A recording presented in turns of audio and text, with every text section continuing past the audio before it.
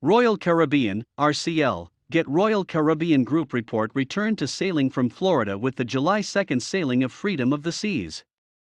It was a triumphant return after over a year without cruises from North America due to the pandemic, but it was hardly a return to normal. That 4-day sailing only carried about 800 passengers on a ship that could carry 4,375 people. Masks were required in certain indoor venues, and there were rules about where unvaccinated people could go, and certain venues were for the vaccinated only. Carnival, CCL, Get Carnival Corporation report, and Norwegian, NCLH, Get Norwegian Cruise Line Holdings Limited report experienced similar restarts with limited capacities, and all three cruise lines dealt with ever-shifting protocols, limited capacities, and the looming specter of the Centers for Disease Control, CDC, Conditional Sailing Order, CSO. Now, the CSO has been lifted and the CDC has even lowered its risk level for cruises twice, from a 4, which basically means don't take a cruise, to a 2, which makes it clear cruises are safe for healthy people. That's good news for Royal Caribbean, Carnival, and Norwegian, but something the CDC just made public might be even better for the three big players in the U.S. cruise industry.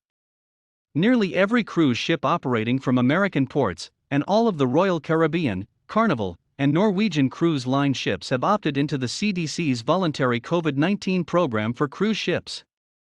That program requires the cruise lines to report actual, and even possible COVID cases on a daily basis. To get a green designation, ships must have no active or suspected cases of COVID. Yellow status means fewer than 3 cases per 1,000 people on board, while orange is 0.3% and higher. The CDC has a red designation, which it has not used, and gray designates ships that are not reporting to the CDC. The situation on board has improved dramatically since the worst of the Omicron variant. At the worst mark, registered in mid-January 2022, just 9 ships out of 107 tracked had green status, Cruisely reported. As cases on Omicron have tumbled in the United States, cruise lines are seeing a similar path.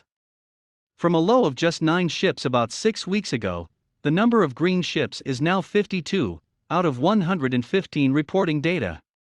And beyond that, there are another 41 ships that have yellow designation. Cruises have been happening, but COVID has remained a factor. Seasoned cruisers have returned by the more casual audience, as well as some older regular cruisers, have mostly not returned as they may be waiting for a more normal environment. Former Food and Drug Administration Commissioner Scott Gottlieb, a physician who serves as chairman of Norwegian Cruise Line's SailSafe Council, spoke on March 3 about the possibility of cruise lines being able to drop vaccination requirements.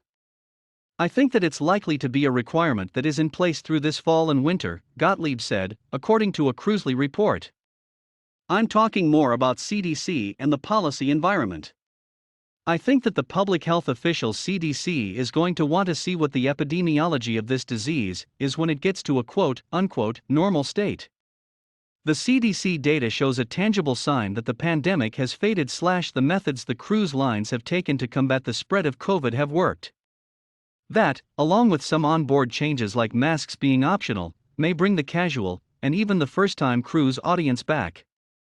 That's cause for celebration for Royal Caribbean, Carnival, and Norwegian, because it shows that the industry may sooner rather than later return to normal.